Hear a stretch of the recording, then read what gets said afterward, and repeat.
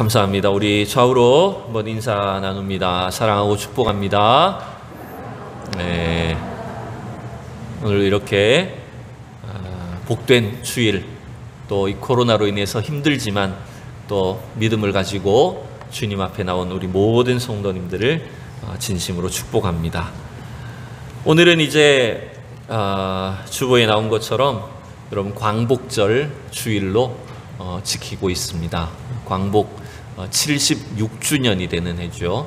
그래서 딱 8월 15일 오늘 이제 광복절 주일인데, 사실 이 광복절과 관련된 설교를 전하기가 사실은 저는 굉장히 어렵습니다.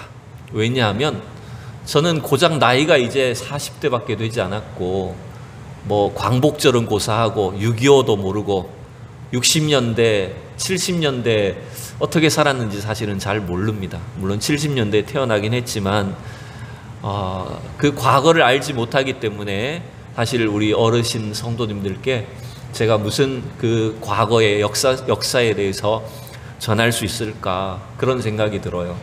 그래서 참 어려운 생각이 들었습니다. 그래서 우리가 잘 모르지만, 우리가 경험해 보진 않았지만, 그러나 분명한 것은 이 과거의 일들을, 옛 일을 기억하고 배워야 된다는 것입니다. 왜냐하면 우리가 이 역사를 알지 못하고 과거를 기억하지 않는다면 우리는 하나님께서 우리를 어떻게 인도하셨고 구원하셨는지, 우리에게 베풀어 주신 은혜가 무엇인지를 망각하며 살기가 쉽습니다. 그래서 굉장히 교만해지기 쉬워요. 그래서 오늘 이 말씀이 옛날 이야기 한다고 고리타분하고 지루한 옛날 이야기라고 생각을 하지 마시고, 여러분들 어떻게 보면 들을 기회가 있을 때 우리 어른들한테 많이 들어야 돼요. 사실은 저한테 듣는 것보다 우리 연세 있으신 우리 권사님들, 집사님, 장로님들한테 사실은 옛날 이야기를 많이 듣는 게 필요합니다. 며칠 전에도 제가 우리 박정래 권사님하고, 권사님이 수요 예배 일찍 나오셨길래 이렇게 옛날 이야기 좀 듣고 싶었어요. 그랬는데 1950년대 때 권사님 7살 때, 그때도 우리나라에 이 코로나인지는 모르지만 큰 전염병이 있었다고 해요.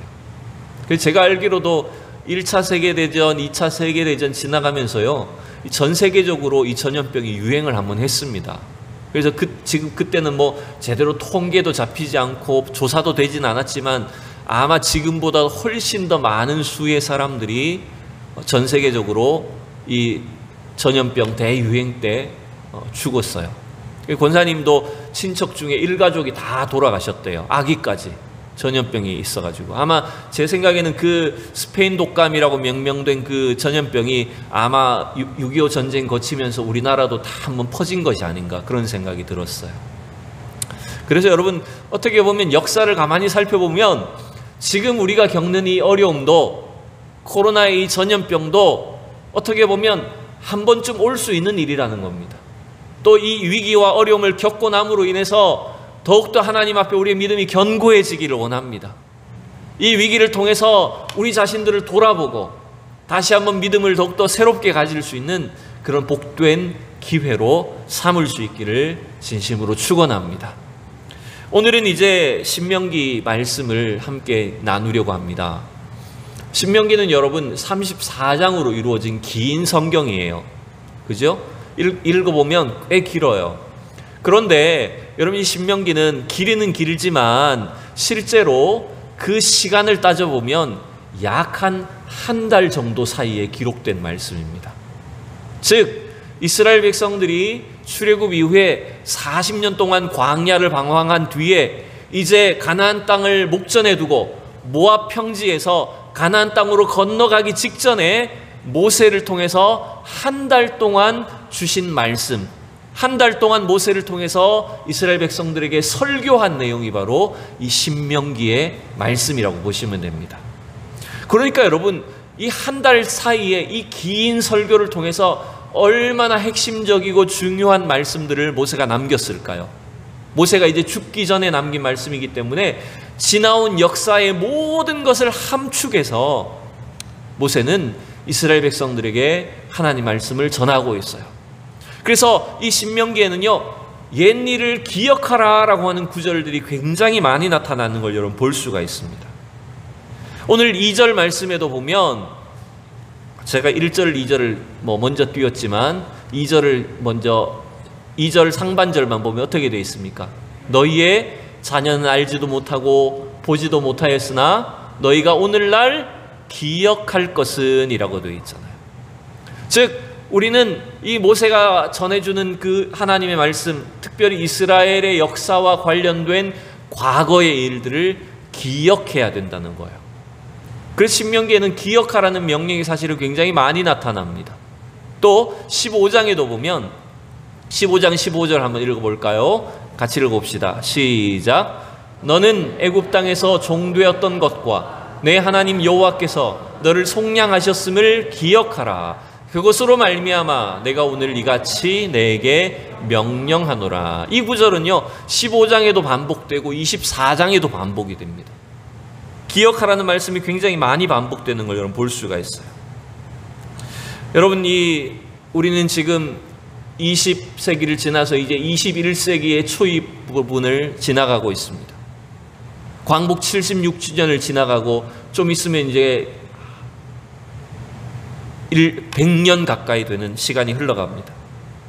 이러한 중요한 전환기에 오늘 우리에게 주신 말씀으로 이 하나님 말씀을 기억하고, 특별히 우리나라와 민족, 광복과 또 6.25를 지나간 우리 민족에게 하나님께서 무슨 말씀하시는가라고 하는 것들을 기억하고 저와 여러분에게 주신 말씀으로 이 말씀을 받을 수 있기를 축원합니다. 여러분, 우리가 하나님을 사랑하고 하나님을 잘 섬기고 하나님의 말씀을 정말 잘 따라가려면 오늘 이 신명기 말씀처럼 지나간 일들을 잘 기억을 해야 됩니다. 자, 이걸 다시 자막을 좀 앞으로 돌려서 보면 1절이 어떻게 시작했습니까? 그런즉 내 하나님 여호와를 사랑하여 그가 주신 책무와 법도와 규례와 명령을 항상 지키라 라고 말했어요. 여러분, 우리가 하나님 여호와 하나님만을 사랑하고 하나님의 명령과 규례와 그의 말씀을 순종하며 지키기 위해서는요, 뭐가 우선이 돼야 되냐면 과거에 하나님이 우리를 어떻게 사랑하셨고 구원해 주셨는지를 기억해야 된다는 거예요. 그게 지금 이 2절의 명령입니다. 우리 다시 2절을 한번 읽어봅시다. 시작. 너희의 자녀는 알지도 못하고 보지도 못하였으나 너희가 오늘날 기억할 것은 너희의 하나님 여호와의 교훈과 그의 위엄과 그의 강한 펴신 팔과. 아멘. 앞서 설명드렸듯이 신명기에는 유독히 기억하라는 명령이 많이 나타납니다. 여러분, 과거를 알지 못하면요, 하나님이 나를 어떻게 구원하셨는지, 하나님이 나에게 베풀어 주신 은혜를 깨닫지 못함으로 말미암아 자칫 우리는 교만해지게 됩니다. 우리 인간에게는 이 교만의 이 본성을 참 이기기가 쉽지 않아요. 여러분, 우리가 옛날 속담처럼 하는 이런 말 있죠? 잘 되면 누구 탓이에요? 잘 되면 내 탓이고, 잘 안 되면, 잘못되면 조상 탓, 또 잘못되면 하나님 탓, 남 탓하는 거예요. 여러분, 이게 우리의 이 본성이에요. 조금만 잘 되면 내가 잘나서, 내가 잘해서 이렇게 성공한 줄로 착각하고 교만해집니다. 그건 왜 그럴까요? 과거를 알지 못하기 때문입니다. 깨구리가 올챙이 시절을 알지 못하기 때문에 자기가 지금 이렇게 컸다고 교만해지는 거예요. 우리가 하나님 베푸신 그 은혜와 구원을 기억하지 못하면 내 힘과 내 능력으로 구원받은 줄 알아요. 내가 잘나서 이만큼 살고 있다고 착각합니다. 여러분, 절대로 그렇지 않습니다. 우리는 우리의 힘과 능력으로 구원받지 못했습니다. 철저히 하나님의 은혜로 구원받았고 하나님의 은혜로 지금 이 자리에 있는 줄로 믿습니다. 여러분, 또한 우리가 과거를 알지 못하면 현재의 문제를, 또 앞으로의 우리가 어떻게 살아나가야 될까라고 하는 것에 대한 분별력과 지혜를 갖지 못합니다. 그래서 요즘 흔히 하는 말 있지 않습니까? 역사를 잊은 민족에게는 뭐가 없다고요? 못 들어보셨어요? 역사를 잊은 민족은 미래가 없다, 이런 말을 자주 합니다. 여러분, 과거에 우리가 좀 실수했더라도, 과거에 우리가 잘못이 있더라도 그 실수와 잘못된 역사를 통해서 우리가 어떤 일이 있었구나, 어떤 잘못을 했구나라고 하는 것들을 깨달아야지만 현재 그 실수를 반복하지 않을 수가 있습니다. 과거의 역사를 알아야지만 우리에게 다가오는 문제들을 통해서 분별력을 가지고 그 문제를 해결할 수 있는 능력이 생긴다라고 하는 것입니다. 특별히 오늘 이 광복 76주년을 맞이하는 오늘 이때에 우리가 왜 일제시대, 일제강점기와 그 광복의 역사를 기억하고 아는 것이 중요할까요? 우리는 그 시대에 아무것도 모르고 살았습니다. 제가 우리 조상들에게서 함부로 표현하는 것이 죄송스럽지만 1800년대, 1900년대로 넘어오면서 우리나라는 우물안 개구리와 같이 그렇게 살고 있었어요. 일본은 엄청난 야욕을 가지고 대륙을 삼키려는 그 욕심으로 조선 땅을 집어삼켰습니다. 1905년에, 저는 역사를 잘 몰라요. 1905년에 을사조약을 통해서 우리 한반도가 외국과 교류하는 그 모든 권리를 일본이 다 가지고 가버렸습니다. 그건 모르고 있었어요. 빼앗기고 도와주는 줄로만 알고 있었어요. 그러다가 어떻게 됐을까요? 이제 1910년도에 드디어 일제는 야욕을 드러내고 조선 총독부를 설립하고 건립을 하고 한국을 강제로 침탈해버렸습니다. 조선 땅을 강제로 침탈해서 통치하기 시작했습니다. 우리 민족은 너무 순수하고 순진하고 아무런 경험이 없었기 때문에 일제의 야욕을 알아차리지 못했습니다. 그로부터 시작된 일제의 그 압제는 36년 동안 우리가 아무것도 할 수가 없는 그런 참으로 치욕스럽고 힘든 시간을 보낼 수밖에 없었습니다. 여러분, 우리가 그 역사를 자꾸 기억하고 돌아봐야지만 오늘날도 이 시대의 현실 속에서 우리가 깨어있고 우리에게 다가오는 이 문제들을, 사탄의 공격들을 분별할 수 있는 그런 지혜가 있다라고 하는 것입니다. 오늘 이 신명기 11장을 통해서 모세가 이스라엘 백성들에게 기억하라고 하신 것이 무엇인지를 몇 가지만 먼저 살펴봅시다. 저는 오늘 이 신명기 11장을 통해서 이스라엘 백성들이 기억해야 될 것을 세 가지로 일단 정리를 해봤습니다. 여러분, 그것은 뭐냐면 우선 첫 번째는 하나님은 역사의 주관자이시고 통치자이시다라고 하는 것입니다. 자, 그런데 여러분, 아까 2절에서 너희의 자녀는 알지도 못하고 보지도 못했으나 라고 이렇게 시작을 했었는데요. 그러면 우리 자녀 세대들, 사실 우리도 마찬가지 아닙니까? 일제시대 겪지도 않았고 6.25를 지나보지도 못했어요. 그럼 우리는 어떻게 해야 될까요? 몰라도 된다는 말일까요? 겪지도 않았고 알지도 못하니까 몰라도 된다는 말일까요? 절대 그렇지 않습니다. 신명기는 뭐라고 말하는지 보십시오. 32장 7절에 보면 너희 자녀들에게 어떻게 하라고 말할까요? 같이 읽어봅시다. 시작. 옛날을 기억하라. 역대의 연대를 생각하라. 내 아버지에게 물으라. 그가 내게 설명할 것이요. 내 어른들에게 물으라. 그들이 내게 말하리로다. 우리 자녀들이 역사를 모른다고 해서, 과거를 알지 못한다고, 경험해보지 않았다고 해서 몰라도 된다는 뜻이 절대로 아니라는 것입니다. 어떻게 해야 된다고요? 어른들에게 물어야 돼요. 자녀들에게 가르쳐야 돼요. 그래서 지나온 역사 속에 하나님이 어떤 일을 행하셨는지, 또 여러분의 가정과 여러분의 삶 속에 하나님께서 어떤 구원을 이루어 주셨는지를 여러분 전달해 주셔야 된다는 거예요. 그래서 이 출애굽의 1세대들이 광야에서 대부분 다 죽었지만 모세가 이 마지막 모압 평지에서 이 신명기를 기록한 것처럼 출애굽의 1.5세대, 2세대들까지 앞으로 자자손손에게 이 말씀을 가르치라라고 명령한 거예요. 자, 다시 첫 번째로 여러분이 11장에서 강조하고 있는 것은 뭐냐면 하나님은 역사의 주관자이시고 통치자이시다라고 하는 사실입니다. 그걸 기억하셔야 됩니다. 우리 다시 2절 3절 읽어봅니다. 제가 조금 자막을 왔다 갔다 해서 죄송한데 2절 3절 같이 읽읍시다. 시작. 너희의 자녀는 알지도 못하고 보지도 못하였으나 너희가 오늘날 기억할 것은 너희의 하나님 여호와의 교훈과 그의 위엄과 그의 강한 손과 펴신 팔과 애굽에서 그 왕 바로와 그 전국에 행하신 이적과 기사와. 자, 여기까지. 여러분, 이 신명기에서 모세가 지금 정리하고 있는 내용은요, 단순히 자기가 살았던 시대만을 표현하는 것이 아닙니다. 지금 이 2절 3절의 내용은요, 더 사실은 깊이 들여다보면 창세기부터 출애굽기까지의, 민수기까지의 그 모든 역사를 다 담은 말씀이라는 거예요.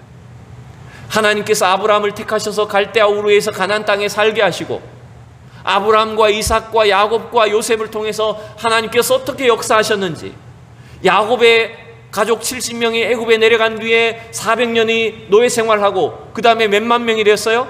그 70명의 사람이 200만 명의 민족이 되게 하셨어요. 여러분, 그 모든 역사가 사실은 하나님의 통치와 하나님의 주권 아래 일어난 일들이었다라고 가르쳐주는 것입니다. 애굽의 압제 속에서 400년 동안이나 종살이를 했지만 놀랍게도 하나님은 이스라엘을 한 민족이 되게 하셨고, 그들의 신앙과 그들의 어떤 민족적 정체성을 잃어버리지 않도록 그들을 지켜주셨어요.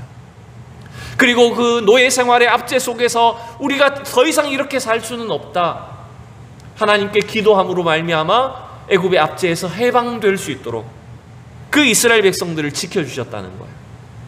여러분, 그래서 이 지나간 그 수백 년의 역사가 인간의 머리로는 왜 그때 그런 일이 있었는지, 왜 하나님이 이렇게 내버려 두셨는지 잘 이해가 되지 않는 일도 있었지만, 결국 나중에 깨닫고 보면 그것이 다 하나님의 은혜와 하나님의 통치였다라고 하는 것들을 깨닫는 겁니다. 비록 우리 민족이 너무나 순진하게 일본에게 속아서 36년간 압제를 당하고 그 수많은 고난과 어려움을 겪었지만, 여러분, 그 과정을 통해서도 하나님 우리를 다스려 주셨다고 저는 믿습니다. 하나님이 그 일제의 탄압 속에서도 우리 민족이 정체성을 잃지 않도록 지켜주셨고요, 말을 잃어버리고 이름을 잃어버리고 모든 것들을 다 빼앗기는 상황 속에서도 오히려 교회를 통해서 우리 성도들을 믿음을 잃지 않게 지켜주셨습니다. 민족을 향한, 민족의 구원을 향한 열망들을 빼앗기지 않도록 우리 민족을 지켜주셨어요. 여러분, 그래서 이 일제는 결국 총칼의 힘으로, 무력으로 우리나라를 침탈하고 탄압을 했지만 결국 우리 안에 있는 그 신앙과 민족적 자존심을 꺾지는 못했다라고 하는 거예요. 여러분, 오늘도 우리가 이 땅을 살다 보면 때때로 하나님이 살아계신 것이 맞나? 과연 하나님께서 우리를 다스리는 것이, 우리 삶 속에 역사하시는 것이 맞는가라고 의심이 들고 어려울 때가 있습니다. 여러분, 그러나 오늘 이 말씀처럼 우리의 지나간 과거를 돌아보시면서 이 민족을 지켜주시고 해방시켜주신 그 하나님의 은혜를 돌아볼 때에 하나님의 살아계심을 확신하기를 축원합니다. 하나님의 살아계심을 분명히 확신하고 여러분의 삶 속에서 경험하는 은혜가 있으시기를 진심으로 축원합니다. 두 번째로 여러분, 이 모세가 이스라엘 백성들에게 기억하기를 원하는 것, 저는 4절 말씀을 통해서 이렇게 생각합니다. 그것은 바로 하나님이 우리를 구원하셨다라고 하는 것입니다. 3절까지는 바로 애굽에서의 그 생활 속에 하나님께서 통치하신 내용이라면, 이제 4절의 말씀은 구체적으로 하나님이 그들을 얼마나 놀라운 방식으로 구원하셨는지를 보여줍니다. 우리 4절을 읽어봅시다. 시작. 또 여호와께서 애굽 군대와 그 말과 그 병거에 행하신 일, 곧 그들이 너희를 뒤쫓을 때에 홍해 물로 그들을 덮어 멸하사 오늘까지 이른 것과. 아멘. 여러분, 이 출애굽 사건에 여러 가지 기적들이 있고 결정적인 사건들이 있지만 가장 중요한 사건은 오늘 이 4절에 표현된 것처럼 뭡니까? 모세가 이스라엘 백성들을 200만 명을 이끌고 출애굽에 나왔어요. 여러분, 그러나 바로와 애굽의 군대가 호락호락하게 보내주지 않았습니다.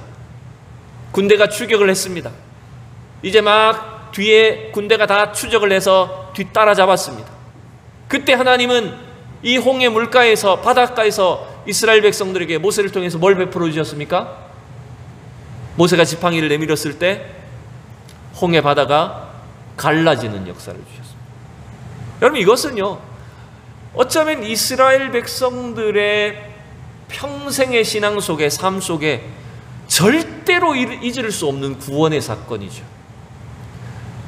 어떻게 보면 이런 사건은 다시 한번 일어나기도 어려울 만큼 너무나 놀라운 구원의 기적적인 역사였습니다. 여러분, 결국 이게 보여주는 것이 뭡니까? 이 구원의 역사는, 기적적인 구원은 모세의 능력으로 된 것일까요? 이스라엘 백성들의 사람의 힘으로 된 일이 아니라는 거예요. 자신들의 의지와 노력 때문이 아니라 전적으로 하나님의 개입하신, 하나님의 능력으로 이루어진 사건이라는 것입니다. 여러분, 우리는 지나간 역사이다 보니까 잘 생각하지 못하고 있지만 1945년 8월 15일 대한민국이 이 한반도가 일제의 그 탄압 속에서 해방된 것은 하나님의 기적적인 역사입니다. 여러분, 이거 우리가 잊으면 안 됩니다. 우리 민족의 구원도 지금 이 홍해의 사건과 마찬가지로 놀라운 구원의 사건이라는 거예요. 물론 그 36년 동안 수많은 사람들이 희생당하고 독립운동하고 나라를 위해서 수고한 분들이 많이 있었습니다. 그렇지만 그 시기에, 1945년도 시기에 이 민족의 해방은요, 꿈과 같은 일이었어요. 아무도 기대할 수 없는 그런 상황이었다는 거예요. 근데 우리가 알듯이 어떤 일이 생겨버렸습니까? 일본이 2차 세계대전에 여러분, 자기들이 패권을 장악하려고 온갖 전선을 벌였다가 결국 히로시마 나가사키 원폭 2발을 맞고 갑자기 항복을 해버렸어요. 그때 우리는 아무것도 몰랐습니다. 무슨 일이 일어난지도 모르고 있었어요. 갑자기 일왕이 항복 선언을 하는 바람에, 무조건 항복을 하는 바람에 아무것도 어쩌면 한 일도 없고 무슨 일이 되리라고 기대하지도 못했던 우리 조선 땅은, 한반도는 그냥 얼떨결에 해방을 맞고 말았어요. 약간 진보적인 우리 그 기독교인이긴 하지만 그 함석헌 선생이라는 유명한 분이 있습니다. 우리 1900년대 지식인이셨죠. 이 함석헌 선생이 쓰신 글에 보면 우리 이 민족의 해방에 대해서 이런 표현들을 쓰셨어요. 제가 읽어보니까 해방은 도둑같이 뜻밖에 왔다. 이분은 예수 믿는 분이셨거든요. 성경에 주님이 어떻게 오시겠다고 말씀하셨어요? 도둑같이 오리라고 얘기하신 것처럼 우리 민족의 해방이 도둑같이 와버렸다는 거예요.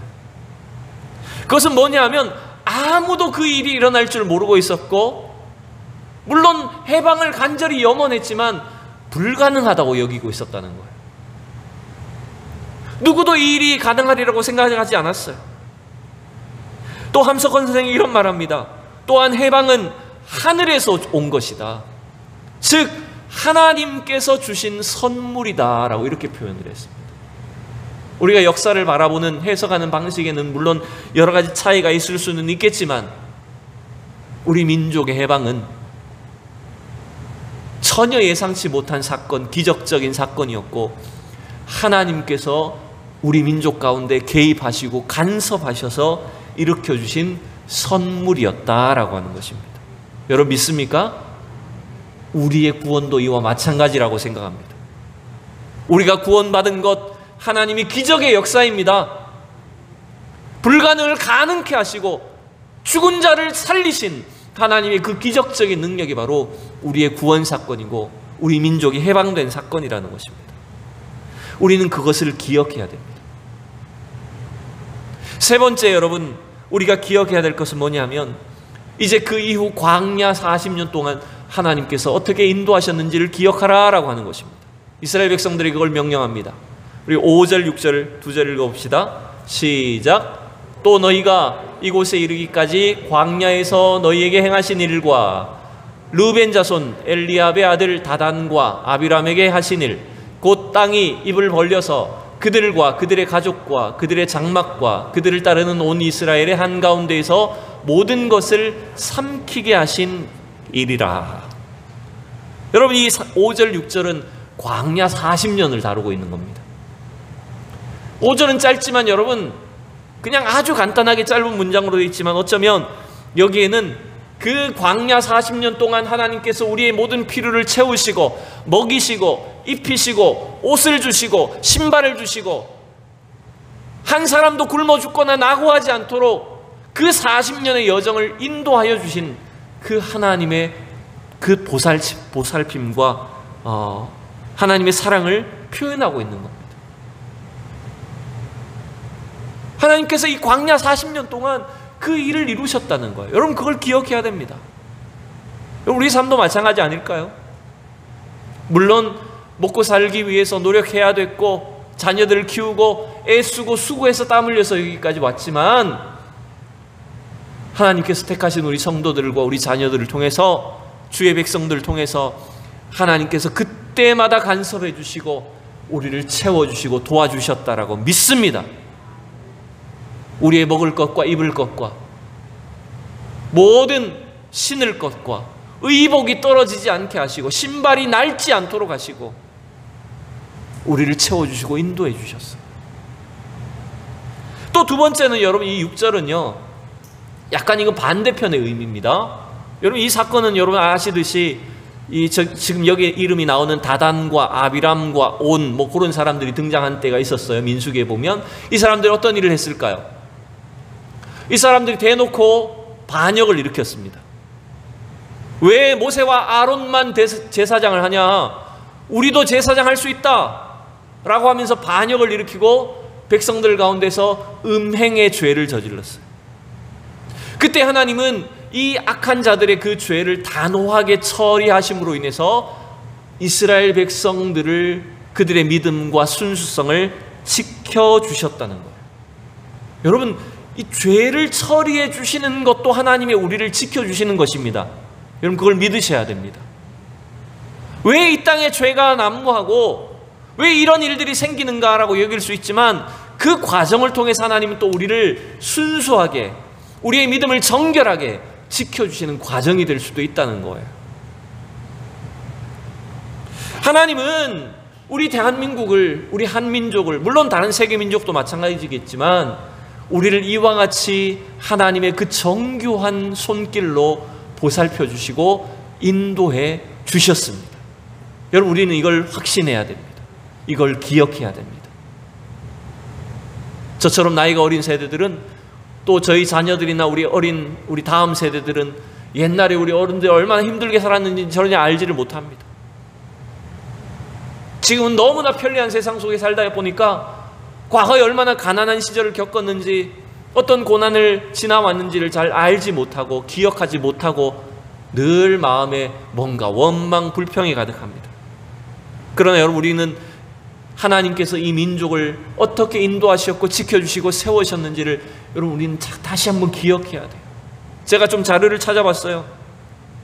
1945년 이후에 하나님은 대한민국을 인도하셔서 그 6.25 참상을 지나며 온갖 어려움을 겪었지만 이 민족을 통해서 하나님이 신앙의 축복과 경제적인 또 물질적인 번영과 축복을 허락해 주셨어요. 1953년에 여러분, 우리나라 국민 총생산이, GDP라고 하는 국민 총생산이 여러분 얼마 있냐면 1년 동안 우리 국가가 만들어내는 그 돈이 470억 원 정도밖에 되지 않았어요. 국가 전체가, 국민들 전체가 일해서 버는 돈이 여러분 470억 정도였어요. 1953년에. 2021년에 여러분 우리나라 국민 총생산이 얼마인지 아십니까? 2000조입니다. 몇 배가 됐냐면 4만 배가 성장했어요. 1953년에서 2020년 사이에 4만 배가 이 나라가 성장을 했어요. 그 당시에 우리는 세계 최빈국이었어요. 가장 가난한 나라였어요. 지금은 우리나라가 전 세계 경제 규모로 10위입니다. 2021년도 현재 10위의 나라가 됐어요. 이 조그마한 땅덩이의 나라를, 이 민족을, 이 나라의 경제와 산업과 문화를 하나님께서 놀랍게 복을 주셔서 여러분 얼마나 지금은 전 세계가 이 대한민국이라는 나라를 알고 이 나라의 문화를 따라가고 얼마나 이 놀라운 변화를 이루었습니까? 이건 인류 역사상도 여러분 거의 유일한 나라 중에 하나입니다. 유일한 역사입니다. 여러분 우리는 하나님이 지나온 삶 속에 우리가 깨닫지 못했고 알지 못했지만 얼마나 놀랍게 우리를 인도해 주셨고 지켜주셨는지 돌보셨는지를 분명히 기억하셔야 됩니다. 그것이 지금 모세가 이스라엘 백성들에게 주는 또 우리에게 주시는 말씀이라는 것입니다. 이러한 하나님의 은혜를 기억하고 여러분 하나님의 말씀을 따라 하나님을 섬기는 것이 오늘 이제 우리에게 주어진 책임입니다. 과거를 기억해야 오늘 우리가 무엇을 선택할지를 알 수가 있는 거예요. 하나님께서 명령하신 것이 무엇일까요? 그 과거를 기억해서 오늘 이제 너희가 들어갈 땅에서 여호와 하나님 한 분만을 사랑하며 그분의 말씀을 지키고 섬기고 하나님만을 섬겨라 라고 하는 것입니다. 코로나의 위기와 경제적인 압박과 이 물질주의, 세상 이기주의 이 시대 속에서 과연 우리가 하나님을 따를 것인가? 아니면 우리의 믿음을 저버리고 나의 욕심과 세상의 만족과 이익을 따라서 하나님을 버릴 것인가? 이 선택이 오늘 우리에게 다시 주어져 있습니다. 지나온 역사를 오늘 기억하시면서 여러분 무엇을 선택하시겠습니까? 하나님의 이 명령 앞에 여러분 무엇을 선택하시겠습니까? 이제 우리의 오늘의 결정과 우리의 선택에 따라 미래가 바뀌게 됩니다. 앞날이 이제 열려 있습니다. 계속해서 하나님께서 우리를 축복해 주시고 우리 자녀들과 이 민족 가운데 하나님 번영을 주실지 아니면 하나님을 떠나서 멸망의 길로 갈지도 모릅니다. 그 선택이 우리에게 주어져 있어요. 자, 오늘 11장 말씀을 조금만 더 보시면 어떻게 되어 있을까요? 8절 9절에 뭐라고 명령을 하는지 보십시오. 어떤 축복을 약속하는지 보십시오. 8절 9절 읽읍시다. 시작. 그러므로 너희는 내가 오늘 너희에게 명하는 모든 명령을 지키라. 그리하면 너희가 강성할 것이요 너희가 건너가 차지할 땅에 들어가서 그것을 차지할 것이며 또 여호와께서 너희의 조상들에게 맹세하여 그들과 그들의 후손에게 주리라고 하신 땅 곧 젖과 꿀이 흐르는 땅에서 너희의 날이 장구하리라. 오늘 우리가 이 선택과 과거를 기억하고 오늘 우리가 하나님을 믿기로 하나님을 따라가기로 결정하고 선택함에 따라서 이러한 축복을 하나님 약속해 주신다는 거예요. 근데 반대로 우리가 하나님을 저버리면 지나간 역사를 기억하지 못하고 하나님의 은혜를 기억하지 못하고 하나님을 섬기기를 저버리면 어떻게 될까요? 그럼 15절 16절을 보시면 16절 17절입니다. 우리 두 절 같이 읽어보겠습니다. 시작. 너희는 스스로 삼가라. 두렵건대 마음에 미혹하여 돌이켜 다른 신들을 섬기며 그것에게 절함으로 여호와께서 너희에게 진노하사 하늘을 닫아 비를 내리지 아니하여 땅이 소산을 내지 않게 하심으로 너희가 여호와께서 주신 아름다운 땅에서 속히 멸망할까 하노라. 아멘이 안 나오죠, 그죠? 이 말은 멸망할까 하노라. 아멘, 이게 안 나옵니다. 오늘 우리의 선택에 따라 우리가 과거를 기억하고 지나온 이 70여 년의 역사를 돌아보면서 우리가 어떤 믿음의 선택을 하느냐에 따라서 우리 앞날이 달라지고 우리 자녀들의 앞날이 달라집니다. 여러분, 그래서 결국 여러분 신앙은 우리가 과거를 어떻게 기억하고 정리하느냐에 바탕을 두고 있습니다. 우리는 계속해서 하나님의 은혜와 구원을 기억하셔야 됩니다. 모든 것을 잊어버려도 세상 유행을 다 알지 못하고 들었던 말씀 금방 잊어버려도 괜찮아요. 그러나 여러분 한 가지만 기억하시면 됩니다. 하나님이 나를 어떻게 구원하셨는지, 하나님이 얼마나 나를 사랑하시는지, 우리에게 어떤 은혜를 베풀어 주셨는지 그 가장 중요한 기억을 여러분 담으시기 바랍니다. 하나님은 이 유대인들에게 이 기억을 자손 대대로 하라고 유월절 명절을 제정해 주셨어요. 그래서 그 유월절 명절에 해마다 똑같은 음식을 만들어 먹습니다. 출애굽할 때부터 유월절에 무슨 음식을 먹으라 그랬습니까, 여러분? 일단 뭘 잡아야 돼요? 어린 양을 잡아야 되죠. 또 무슨 음식을 먹습니까? 그 광야 생활을 기억하라고 누룩이 없는 빵과 쓴 채소 이런 것들을 먹도록 하나님께서 가르치셨어요. 그래서 이스라엘 백성들은 지금도 그 유월절 음식들을 만들어 먹습니다. 왜냐하면 기억하라고. 여러분, 음식 만들어서 즐겁게 축제하라는 게 아니에요. 하나님이 행하신 일들을, 그 구원을 기억하라고 주신 거예요.